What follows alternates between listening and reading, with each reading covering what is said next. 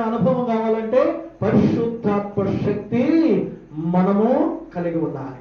దేవుని ఆత్మను మనము కలిగి ఉండాలి. పరిశుద్ధాత్మ శక్తి చేత మనము నడిపించబడితే దేవునిలో ఉన్నటువంటి లోతైనటువంటి మాధుర్యాన్ని ప్రభు మనకు చూపిస్తాడు అనేటువంటి విషయాన్ని మనము చూస్తూ ఉన్నాం. ప్రియా దేవుని, అందుకని ఎహెజ్కేలు గ్రంథం 47వ అధ్యాయం 3 నుంచి 5 వచనాలు మనము చదివితే మన విశ్వాస జీవితము ప్రభులో ఎలా ఉండాలి, మనం ఎంత లోతుగా భక్తి జీవితాన్ని జీవించాలి, ఎంత లోతుగా మన జీవితాన్ని ప్రభులో నాటుకోవాలో ప్రియా దేవుని బిడ్డలారా అక్కడ చెబుతూ ఉంటాడు. చదవడమా?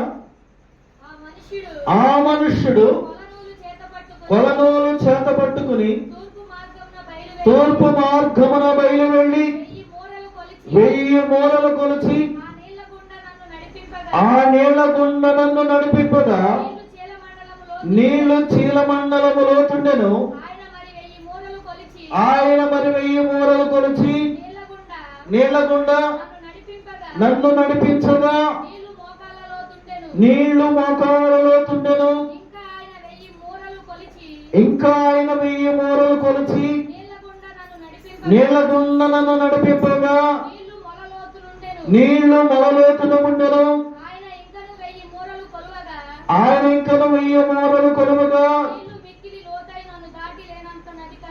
నీళ్లు మిక్కిలి లోతై నేను దాటలేనంత నది కనబడెను.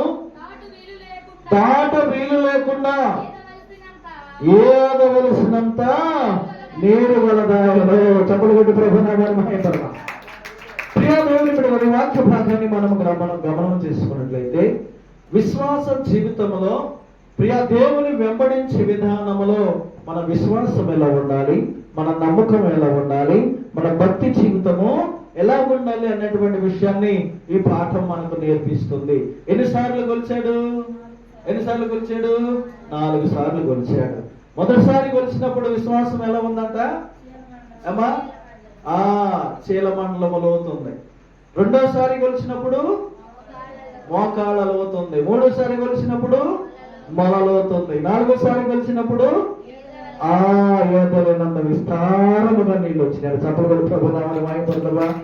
నీళ్లు దేవుని వాక్యానికి సాదృశ్యం. ప్రియాదేవి బిడ్డ, మొదటిలో నీ విశ్వాసము దేవుని వెంబడించే విధానములో, దేవుని వాక్యాన్ని అర్థం చేసుకునే విధానంలో చీలమండలము లోతుండవచ్చు, అంటే కొంచెం అర్థం చేసుకోవచ్చు.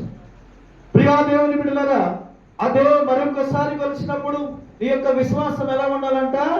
మొలలోతుండాలి. అంటే ఇంకా దేవుని వాక్యాన్ని సగం అర్థం చేసుకునేటువంటి విధానంగా. ఇంకా 2-3సారి కొలిచాడు ప్రియాదేవుని. 4వసారి కొలిచినప్పుడు ఎలా ఉందంట? దేవుని వాక్యము చేత మన హృదయము, మన మనసు మొత్తం నిండిపోయిందండి. స్తోత్రం కదా, హల్లెలూయా. దేవుని వాక్యము చేత మన హృదయం, మన మనసు, మన తలంపులు, మన ఆలోచనలు మొత్తం నిండిపోయిన దేవుని వాక్యం ప్రభు అయిన యేసుక్రీస్తే మనలో ఉన్నాడు. స్తోత్రం కదా, హల్లెలూయా. ఎలా ఉంటే నీ విశ్వాసము చీలమండలము దాటి, నీ నమ్మకము మనలోతు దాటి, మోకాళ్ళ లోతు దాటి ఎలా ఉండాలంట?